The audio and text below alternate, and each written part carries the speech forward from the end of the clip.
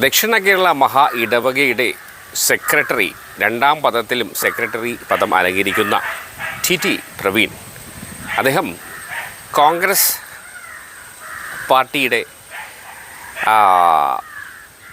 പാർട്ടിക്ക് വേണ്ടി കോൺഗ്രസ് പാർട്ടിയുടെ സ്ഥാനാർത്ഥിയായി വിളവങ്കോട് തമിഴ്നാട്ടിൽ മത്സരിക്കുകയാണ്. ഇപ്പോൾ സോഷ്യൽ മീഡിയയിൽ അദ്ദേഹത്തിൻ്റെ പഴയൊരു വീഡിയോ വൈറലാക്കിക്കൊണ്ടിരിക്കുന്നു.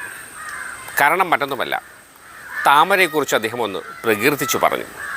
അത് സോഷ്യൽ മീഡിയയിൽ എടുത്തിട്ടലക്കി പുള്ളിയെ അങ്ങ് ഫേമസ് ആക്കുകയാണ് സോഷ്യൽ മീഡിയക്കാർ. താമര എന്ന് പറയുന്നത് ഇന്ന്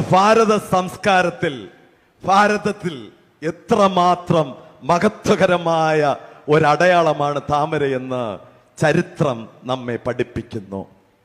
പ്രപഞ്ച സൃഷ്ടാവിൻ്റെ ഇരിപ്പിടമാണ് ഈ താമര. എന്തായാലും വിളവങ്കോട് ഉന്നത വിജയം ടി പ്രവീണിന് ലഭിക്കട്ടെ എന്ന് പ്രത്യാശിക്കുന്നു.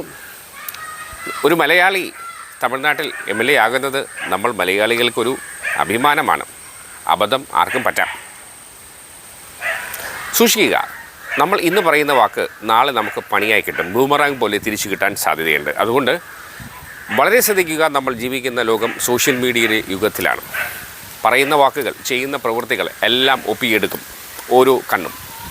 എല്ലാത്തിലുമുപരി ദൈവത്തിൻ്റെ മൂന്നാം കണ്ണ് മുകളിലിരുന്നും ഇതെല്ലാം ഒപ്പിയെടുക്കുന്നുണ്ട്. അപ്പോൾ പ്രിയപ്പെട്ടവരെ ശ്രദ്ധിക്കുക. ഒരിക്കലും വാവിട്ട വാക്കും കൈവിട്ട ആയുധവും തിരിച്ചിൽ കിട്ടാറില്ല. അതുകൊണ്ട് ഒരു ഓർമ്മപ്പെടുത്തലാണ്, പറയുന്ന വാക്കും ചെയ്യുന്ന പ്രവൃത്തിയും ഒക്കെ ഒപ്പി എടുക്കുന്നു എന്നാണ്. അതുകൊണ്ട് വളരെ സൂക്ഷിക്കുക. എന്തായാലും എല്ലാവർക്കും നല്ലൊരു ദിവസം ആശംസിക്കുന്നു. മറ്റൊരു വാർത്തയുമായി വേഗം കാണാം. ബൈ.